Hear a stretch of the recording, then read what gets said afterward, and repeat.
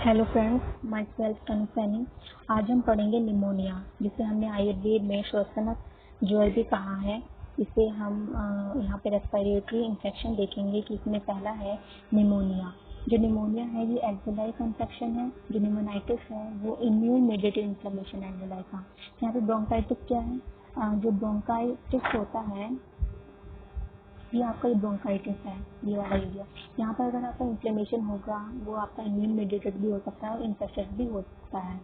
अब ब्रोंकियोलाइटिस क्या होता है? जो यहाँ पर होता है ब्रोंकियोलाइटिस ये होता है, यहाँ पर अगर इन्फ्लेमेशन होता है तो ब्रोंकियोलाइटिस होगा। यहाँ पर देखिए एक्सेस हो सकता है कि आपका पस कलेक्शन हो जाए लंग्स के पैरेन्काइमा में, या फिर एम्फाइमा हो सकता है। ये जो आप ग्रीन ग्रीन लेयर देख रहे हैं यहाँ पर आपका प्यूरुलेंट एक्सुडेट होता है या पस बढ़ सकता है, कुछ भी हो सकता है यहाँ।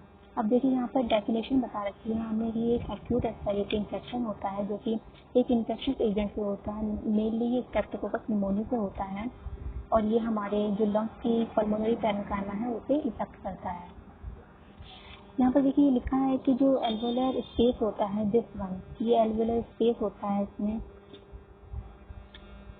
ये जो होता है इसमें एक इन्फेक्टेड फ्लूइड होता है या पस भर जाए, मीन्स एयर के अलावा कुछ भी हो, फ्लूइड हो, पस हो, कोई भी मटेरियल हो, ये सब अगर भर जाते हैं तो ये हमारा इन्फेक्शन कॉज करते हैं। इससे कफ भी हो सकता है, चेस्ट पेन, फीवर और डिफिकल्टी हो सकती है ब्रीदिंग में। यहाँ पे कॉजेज क्या बताए हैं?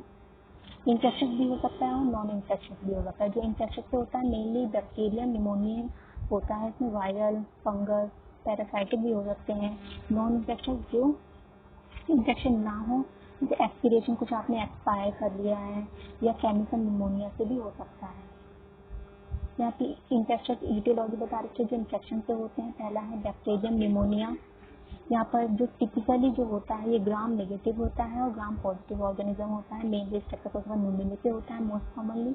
Staphylococcus aureus, Bacillus anthracis, Haemophilus influenzae, Klebsiella pneumoniae, Escherichia coli, Pseudomonas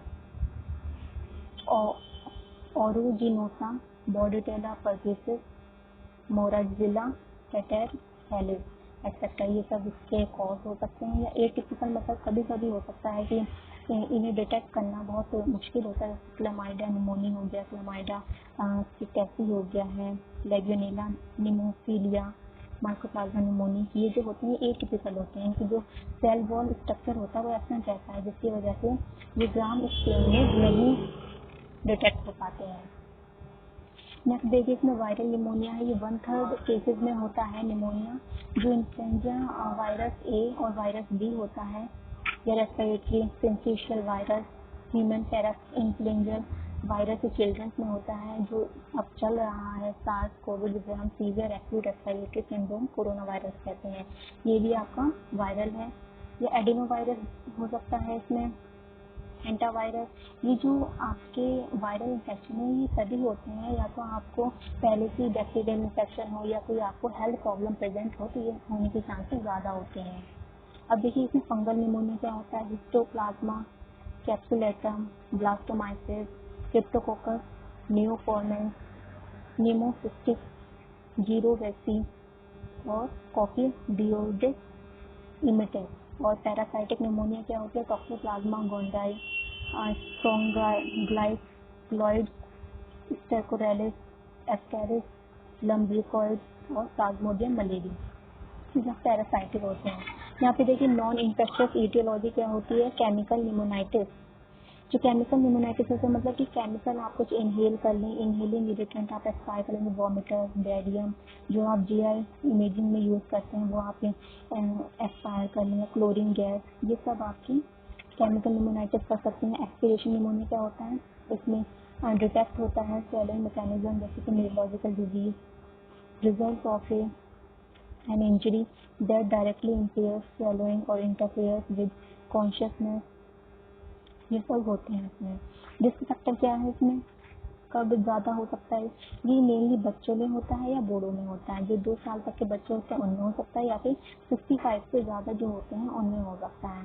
इसमें फ्लू, स्ट्रोक हो सकता है, कोमा जिन्हें होता है उनमें भी रिस्क फैक्टर होता है। क्रॉनिक डिजीज में अस्थमा, COPD, या हार्ट डिजीज, कैंसर, इन सब में भी हो सकता है। हॉस्पिटलाइज जो हों, जिन्हें आईसीयू दे रखा हो या वेंटिलेशन पे हो, उन्हें हो सकता है। स्मोकिंग, अल्कोहल जो करते हो, या जिनकी इम्यूनिटी वीक हो, या जिन्हें निगलने में दिक्कत हो, आईवी ड्रग एब्यूज करते हैं, इन सब में आपका निमोनिया होने की चांसेस ज़्यादा होती है। अब देखिए यहाँ पर क्लासिफिकेशन बता रखा है, मॉर्फोलॉजिकल क्लासिफिकेशन। यहाँ पे bronchopneumonia, lower pneumonia, interstitial pneumonia बताया है। ब्रोंको निमोनिया जो होता है ये ब्रोंकाई में इन्फ्लेमेशन होता है, या आपके यहाँ पर जो लोब्यूल्स होते हैं पार्ट में इन्फ्लेम्ड पैचेस होते हैं, उनमें इन्फ्लेमेशन होता है। लोअर निमोनिया क्या होता है, इसमें एक या एक से ज़्यादा लोब्स में इंफेक्शन हो। या इंटरस्टिशियल निमोनिया क्या होता है, जो एल्वेलाई होते हैं उनके बीच में जो स्पेस होता है उसमें जो निमोनिया होता है उसे कहते हैं इंटरस्टिशियल।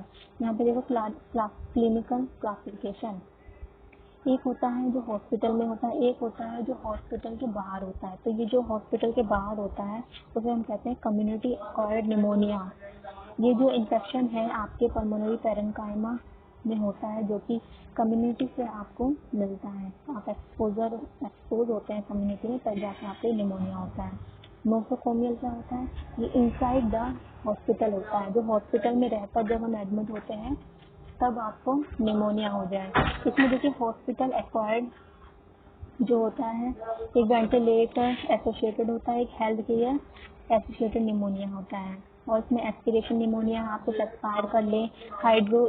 हाइपोस्टैटिक निमोनिया हो सकता है कि आपने कुछ फ्लूइड, मतलब लंग्स में आपका फ्लूइड कलेक्ट हो गया है, उसकी वजह से भी हाइपोस्टैटिक निमोनिया होता है। और ये मेनली आपके एल्डरली पेशेंट्स में होता है। यहाँ पे देखिए कम्युनिटी एक्वायर्ड निमोनिया जो होता है ये मोस्ट कॉमन फॉर्म है आपका निमोनिया का। इसमें जो निमोनिया होता है ये हॉस्पिटल के बाहर होता है आपका। और इसका कॉज क्या है, बैक्टीरियल, वायरल भी हो सकता है, लेकिन फंजाई बहुत कम होता है इसमें। इसमें जो ये काफ़ी केसेस में निमोनिया जो होता है ये पर्सन टू पर्सन नहीं फैलता है। ये आपका या तो ड्रॉपलेट के थ्रू फैलेगा, या आपने कुछ टच कर लिया है कॉन्टेमिनेटेड ऑब्जेक्ट, पुअर हाइजीन हो, या आपने कोई यूटेंसिल शेयर किया हो, तब जाकर आपको ये हो सकता है। अगर आप सस्पेक्टेड हैं, जैसे फीवर हो रहा है, कफ हो रहा है विद एक्सपेक्टोरेशन, या ब्रीथ शॉर्ट है, ब्रोंकियल ब्रीथ साउंड है, क्रिपिटेशन और एक्सपल्टेशन हो रहा है, इसमें सस्पेक्टेड हो सकते हैं।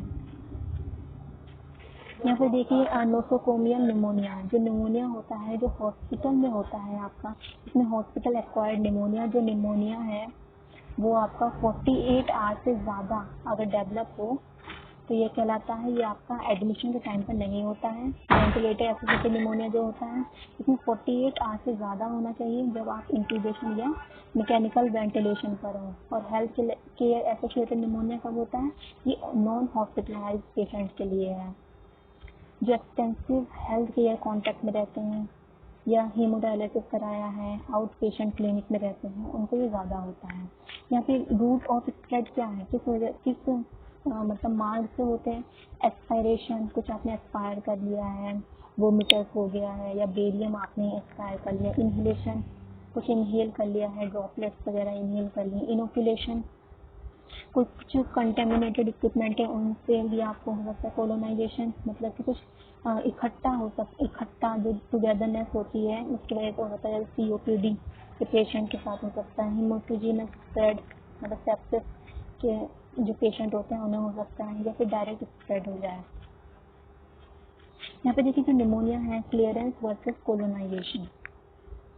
यहाँ पे जो डिफेंस मैकेनिज्म है, हमने ये नॉर्मल डिफेंस मैकेनिज्म बता रखा है कि जो माइक्रोब्स हमारे एयरवे में आते हैं, हम जब सांस लेते हैं तो माइक्रोब्स भी आते हैं हमारे, लेकिन ये बच जाते हैं, मतलब इसमें कोलोनाइजेशन नहीं होता है, इकट्ठे नहीं होते हैं माइक्रोब्स। इस वजह से जो म्यूकस है उसमें ट्रैप हो जाते हैं कुछ, या आपके सीलियरी क्लियर कर लेते हैं, या फिर इम्यून सिस्टम आपका काम करता है, या जो आपकी इंटेक्ट एपिथेलियम बैरियर है वो करता है, या आपके कुछ फैक्टर्स होते हैं सिक्रेटरी IgA और सर्फेक्टेंट प्रोटीन होता है, और defensive.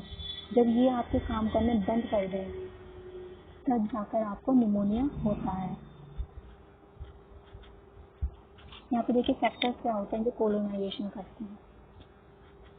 Destruction of mucociliary clearance, अगर म्यूकोसिलियरी क्लियरेंस आपका डिस्टर्ब हो जाए तो यहाँ पर एयर ऑब्स्ट्रक्शन हो सकती है, जैसे COPD, ब्रोंकाइटिस, सीलियरी में कोई डिस्फंक्शन हो जाए तो कार्टिजिनस, स्मोकिंग और सीरियस फैक्टर्स हो सकते हैं।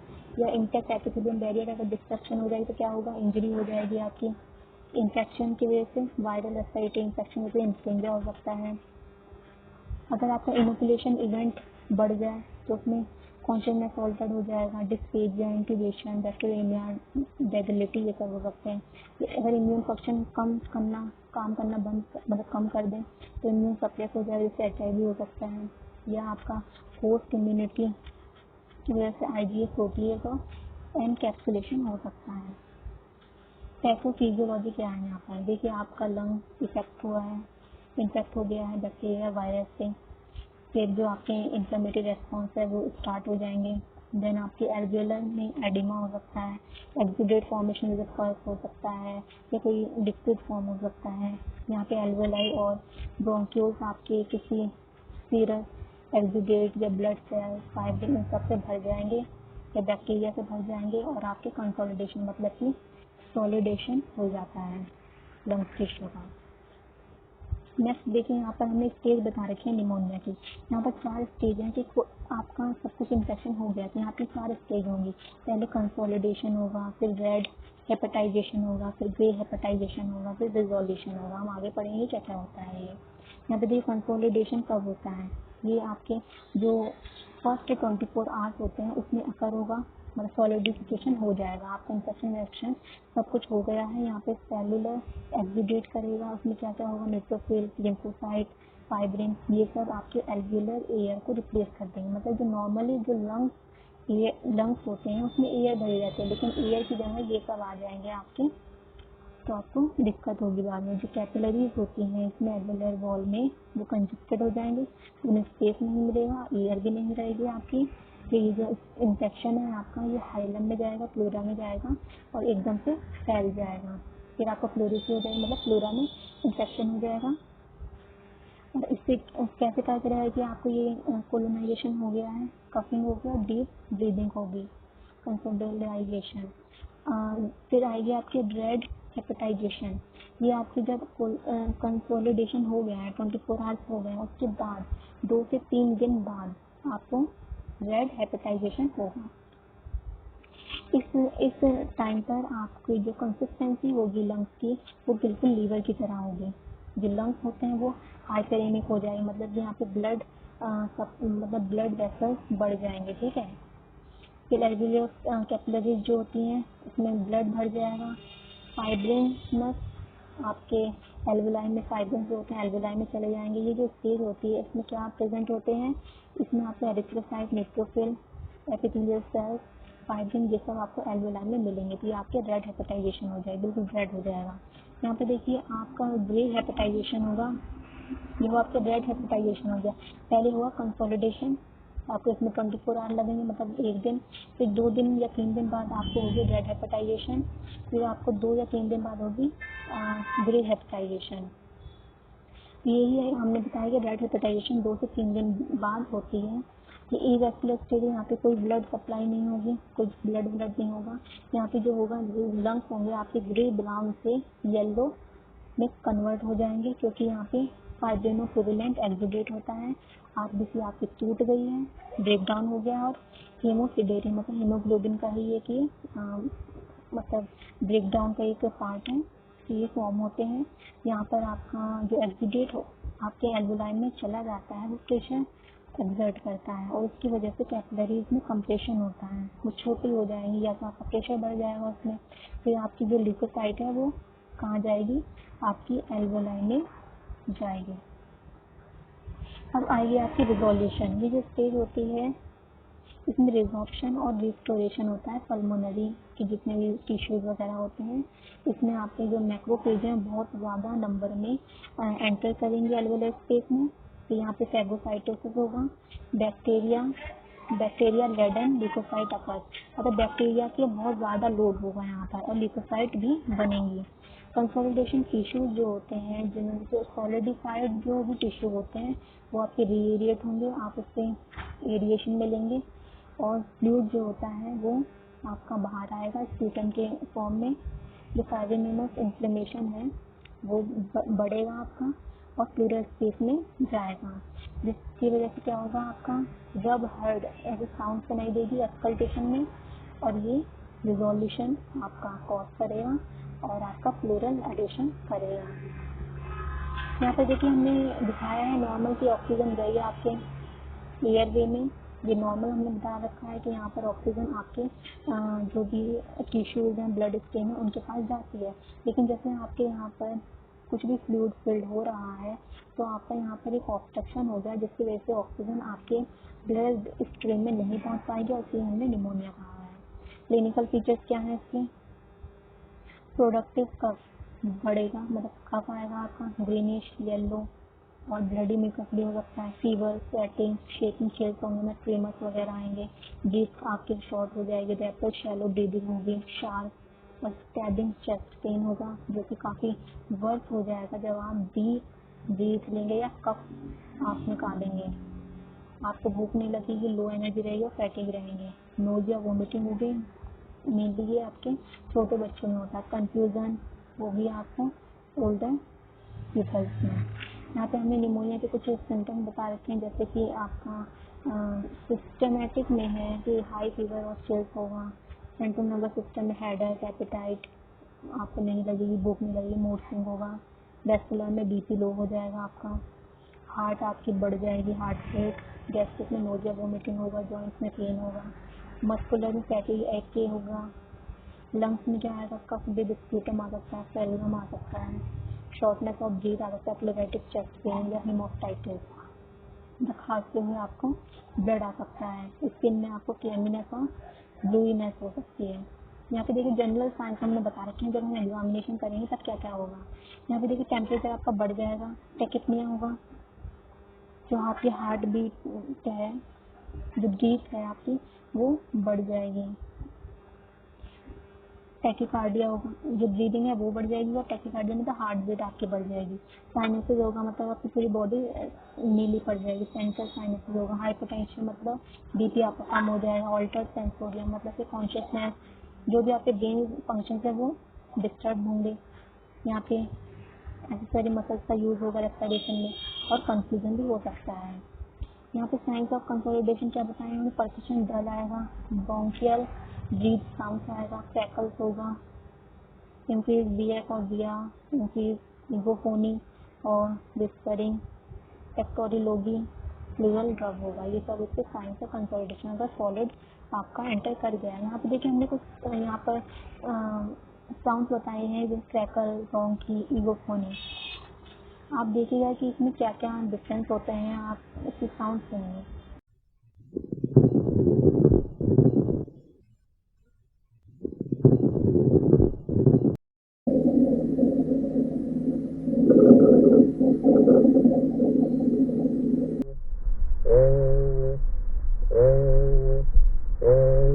अब देखिए इसमें डायग्नोसिस हमने बता रखा है कि मेडिकल हिस्ट्री हमें लेना है और इसमें फिजिकल एग्जामिनेशन कराना है, investigation, blood test, CBC, ABG, free reactive protein level देखिए, इसमें इन्फ्लेमेटरी मार्कर, चेस्ट एक्सरे कराइए, कंसोलिडेशन है कि नहीं, lungs ultrasound, blood culture, gram stain और sputum culture, bronchoscopy, computerised tomography scan कराइए, thoracocentesis, pleural fluid culture और pulse oximetry.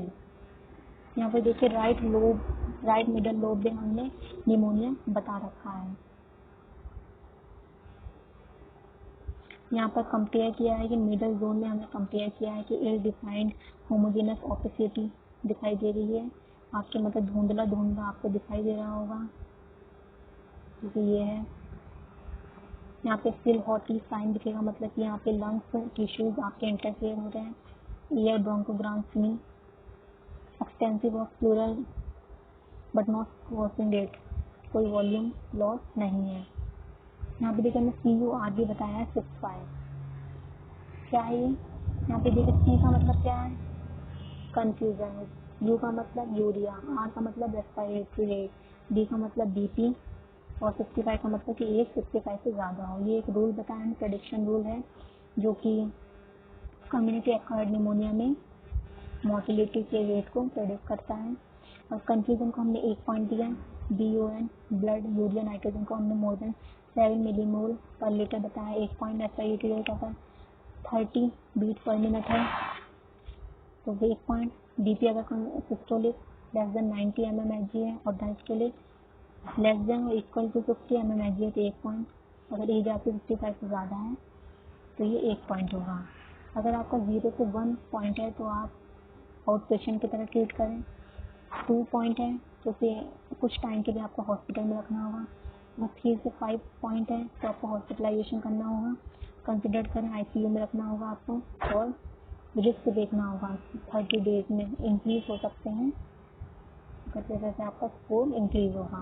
Complication क्या बताएं निमोनिया के? Pleural effusion, empyema, lung abscess, lung fibrosis, bacteraemia, septicaemia, meningitis, peptic arthritis और endocarditis, ये सब आपको दिख सकते हैं। डिफरेंशियल डायग्नोसिस में क्या होगा?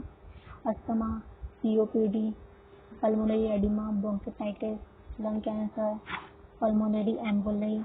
यहाँ पे देखिए माइल्ड निमोनिया को आपको डिफरेंशिएट करना है URTI upper respiratory tract infection और सीवियर निमोनिया को एक्यूट हार्ट फेलियर से डिफरेंशिएट करना है। मेडिसिन में आप क्या कर सकते हैं? एंटीबायोटिक ले सकते हैं। बैक्टीरियल निमोनिया में पेनिसिलिन, वायरल निमोनिया अपने आप ठीक हो जाएगा और माइक्रोप्लाज्मा निमोनिया में एंटीबायोटिक लें। इसमें कॉर्टिकोस्टेरॉइड भी ले सकते हैं। अगर आपका शॉक एजेंट हो एनर्जेटिक एंटीबायोटिक ले सकते हैं। इसमें एस्पिरिन जैसे कफ सप्रेसेंट मेडिकेशन ले सकते हैं। ऑक्सीजन थेरेपी ले सकते हैं। ब्रीदिंग एक्सरसाइज ये आपको देखिए 7 से 10 डेज तक करना होता है। यहाँ पे कम्युनिटी एक्वायर्ड निमोनिया में क्या ट्रीटमेंट बताया है आउट पेशेंट के लिए? आप इसमें क्लेरिक्सोमाइसिन ले सकते हैं। मतलब 3 मंथ तक आपने कोई एंटीबायोटिक नहीं ली हो तो आप क्लेरिक्सोमाइसिन ले सकते हैं। दिन में 2 वाले से 500 mg। अगर एंटीबायोटिक आपने ली है तो आप इनमें से कुछ ले सकते हैं जैसे फ्लोरोक्विनोलोन हो गया है, मॉक्सिफ्लॉक्सासिन ले सकते हैं। अगर हाई रेट है, high level of pneumococcal macrolide resistant है तो आपको अल्टरनेटिव लेने होंगे। कोमोरबाइडाइटिस COD मतलब होता है एक बार, दिन में एक बार। अगर आप इन पेशेंट हैं और आप नॉन ICU में हैं, मतलब ICU में नहीं है तो आप फ्लोरोक्विनोलोन ले सकते हैं। इसमें मॉक्सिफ्लॉक्सासिन 400 mg ले सकते हैं। इसमें IV ले सकते हैं एक बार। और अगर आप इन पेशेंट भी हैं और ICU में भी हैं तो आप यहाँ पर डी लेक्टन ले सकते हैं। सेप्टियाजोन 2 ग्राम IV ले सकते हैं एक बार। तो आप एजिथ्रोमाइसिन और फ्लोरोक्विनोलोन भी ले सकते हैं जैसे कि इन पेशेंट और नॉन ICU में बताया गया है। स्पेशल कंसर्न क्या होगा? सूडोमोनास कंसिडर कर रहे हैं आप तो उसमें आप एंटी सूडोमोनल डी लेक्टन ले सकते हैं। पाइपरएसिलिन 4.5 ग्राम IV QID ले सकते हैं। इसमें Q6 आवर मतलब हर 6 घंटे में आपको ये लेना है IV। यहाँ पे अगर आप community associated methicillin resistant Staphylococcus aureus level consider कर रहे हैं तो आप यहाँ पे लाइनिजोलाइड ऐड कर सकते हैं। नेक्स्ट देखिए यहाँ पर hospital acquired ventilator associated pneumonia है तो यहाँ पर आपको फैक्टर अगर कोई रिस्क फैक्टर नहीं है ग्राम नेगेटिव पैथोजन के लिए तो पाइपरएसिलिन लीजिए। अगर रिस्क फैक्टर है तो पाइपरएसिलिन टेल्जोबैक्टम ले लीजिए।